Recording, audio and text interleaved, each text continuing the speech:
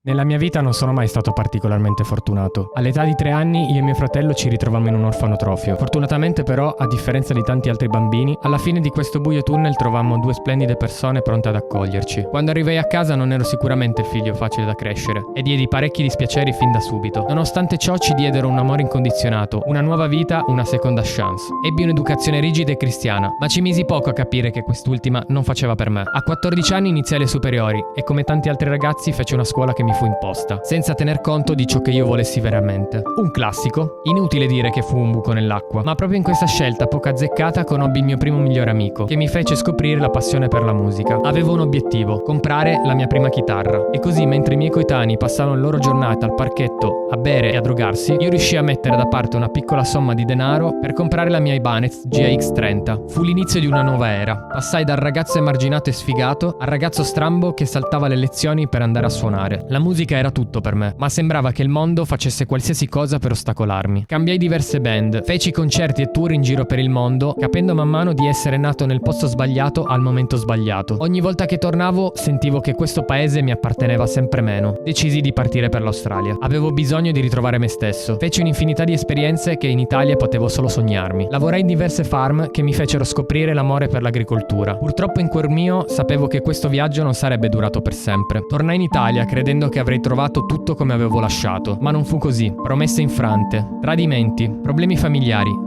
E facciamo che mi fermo qui. L'unica costante era la musica. Decisi di riporre le mie ultime speranze in quella che sarebbe stata la mia ultima band. Vorrei dirvi che questa è una storia a lieto fine, ma ahimè, ancora una volta non fu così. Il genere umano continuò a deludermi, rendendo la musica il mio peggior nemico. Non ne volevo più saper nulla. Ritornato dal tour russo, misi da parte ogni mio sogno e riniziai una nuova vita. La classica vita statica e schematica che la società ti impone, ovvero vivere per lavorare. Ero in una sorta di stato comatoso dove sentivo qualcosa dentro di me che mi stava mangiando dall'interno. Tutto ciò durò 5 anni dove mi annullai completamente. Recepivo qualsiasi cosa al mio interno ma ero completamente vuoto. Amici, musica, stimoli, non c'era più nulla. Ero io e i miei sogni infranti. Dal 2019 iniziò l'incubo che coinvolse tutto il mondo.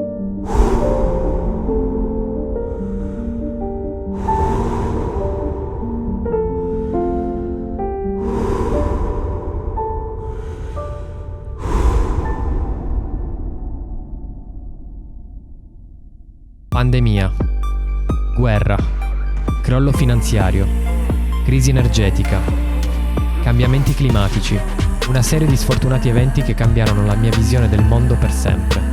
Quella campana di vetro in cui noi individui ci crogioliamo era ufficialmente distrutta. Abbiamo ancora un futuro? Posso continuare a vivere con questo stress addosso? Ha senso lavorare 200 ore al mese per 800 euro? È legale? Voglio davvero annullare me stesso per sopravvivere in questa società? È giusto rinunciare ai propri sogni? Esiste ancora la libertà? Cosa posso fare per cambiare la mia vita? Perché abbiamo perso il legame con la natura? Come mai nel 2022 non riusciamo a sfruttare ancora le tecnologie per salvare il pianeta?